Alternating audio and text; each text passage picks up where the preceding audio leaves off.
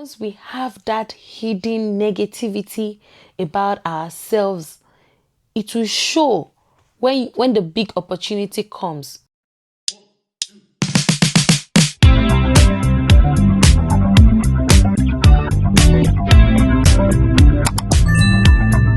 Hey girl, you're welcome back to Girl Learn This First 21 Weeks to a Better You.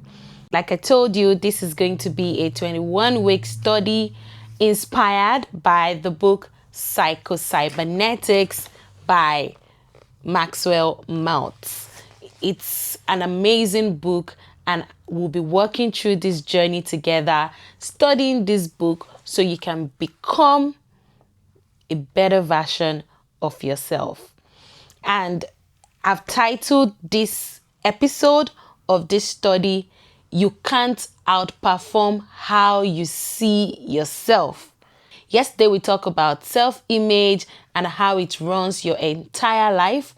And today I want us to take it even deeper, because no matter how much you pray, affirm, or plan, you will never outperform how you see yourself. So let's unpack it. I want to read a little bit from the book today so you can hear for yourself. You know, I've told you guys to get your copy. You need to get a copy of this book for yourself. But let me read this part. The self-image, the real secret. Discovery of the self-image explains all the apparent discrepancies we have been discussing. It is the common denominator, the determining factor in all our case histories, the failures as well as the successes.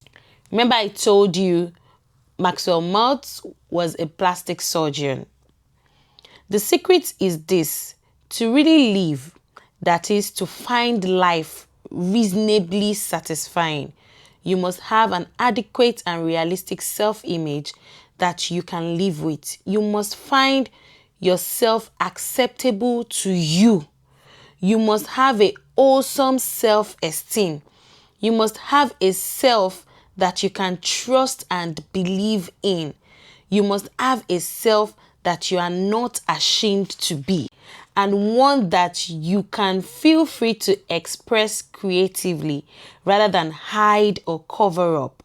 You must have a self that corresponds to reality so that you can function effectively in a real world. You must know yourself, both your strengths and weaknesses, and be honest with yourself concerning both.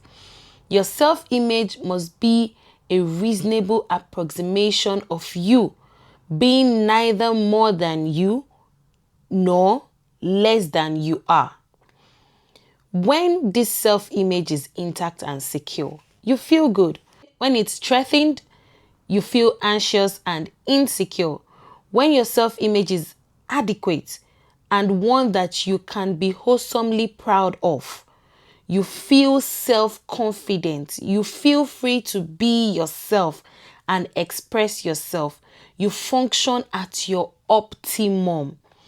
When it is an object of shame, you attempt to hide it rather than express it. Creative expression is blocked.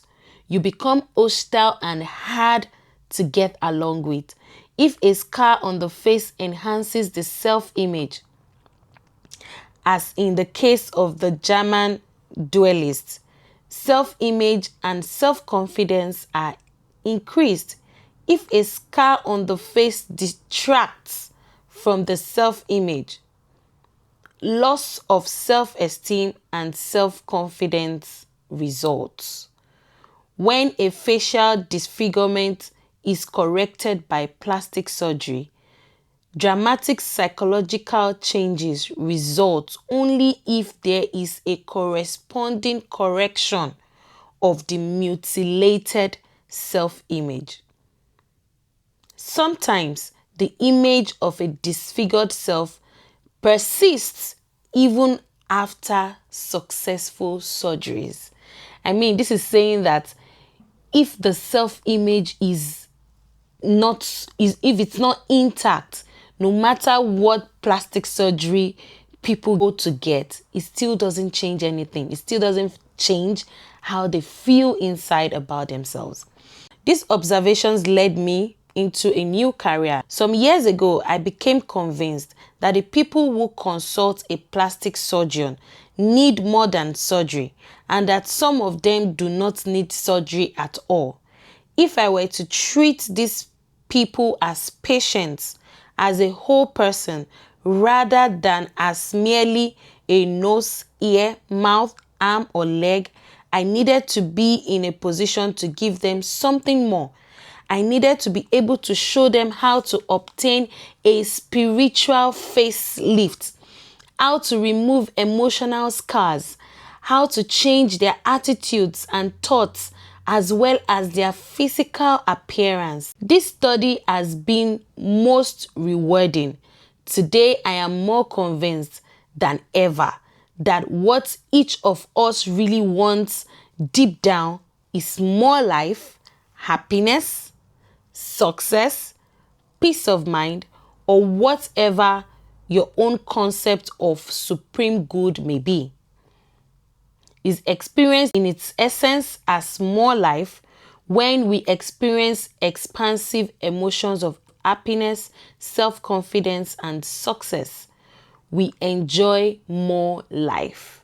And to the degree that we inhibit our abilities, frustrate our God-given talents, and allow ourselves to suffer anxiety, fear, self-condemnation, and self-hate, we literally choke off the life force available to us and turn our backs on the gifts which our Creator has made, to the degree that we deny the gift of life. We embrace death. So this goes to tell us that your subconscious doesn't respond to your dreams. It responds to your identity.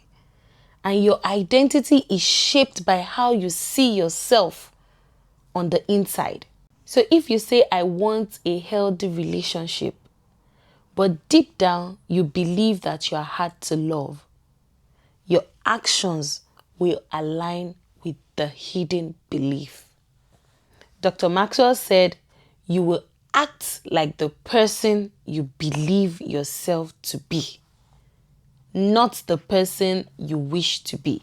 And that's why so many of us sabotage opportunities. We accept less and we stay stuck. Oh, tell me about sabotage. Once we have that hidden negativity about ourselves, it will show when the big opportunity comes. You would, most of the time, will blow it up because we haven't seen ourselves in such spaces. Because you have to believe it in your mind. You have to see it in your mind first, so that when it happens physically, you can own it. You are not lazy. You are not weak. You are just trying to live a bold life with a broken mirror. That's it. You need to fix your self-image. If you want to level up in your life, you must first of all level up how you see you. Self-image is how you see yourself inside. Identity is shaped by your internal self-perception.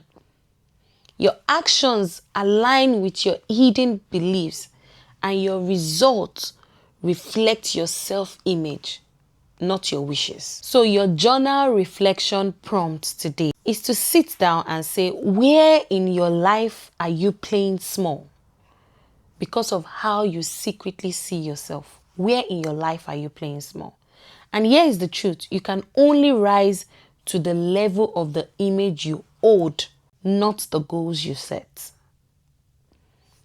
Your career aspirations. Are you avoiding promotions or new opportunities because you don't see yourself as capable or deserving? In your relationships, do you settle for less? Do you settle for less than what you deserve because you don't believe you're worthy of true love and respect? In your personal growth, are you hesitant to try new things, because your self-image does not include being skilled or adventurous. You need to sit down and write out these things. That's how we do the inner work. And don't forget, there's a link in the description that has a journal that has been specially designed for this study of the Psycho Cybernetics book. Okay, so be sure to get it and do this work. Finally, in your financial goals, do you limit your earning potential because you don't see yourself as someone that can be wealthy or successful? Sit with yourself and answer all these questions. And I want you to learn this. Girl, learn this first. You are not stuck. Your self-image is. And we need to rescue it. So 4 things I challenge you to do. Recognize your limiting self-image. Identify where your self-perception is holding you back. Challenge your beliefs. Question whether these limitations are real or just perceived. And create a new self-image. Oh, that's the sweetest part, because no matter how bad we've gone, we can correct it. And that's the work I'm calling you to do. Create a new self-image. Consciously develop a vision of yourself that aligns with your goals. And finally, act as that person. Get into character, girl. Act as that person. Begin making decisions as that person you want to become. I want you to drop in the comments this affirmation: I'm becoming the woman I believe I can be.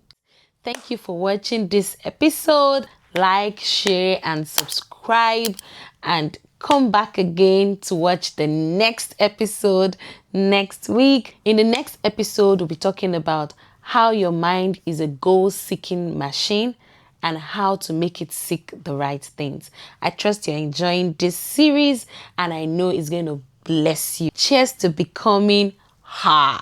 Cheers to learning. I love you, and I can't wait to see you in the next video. Bye.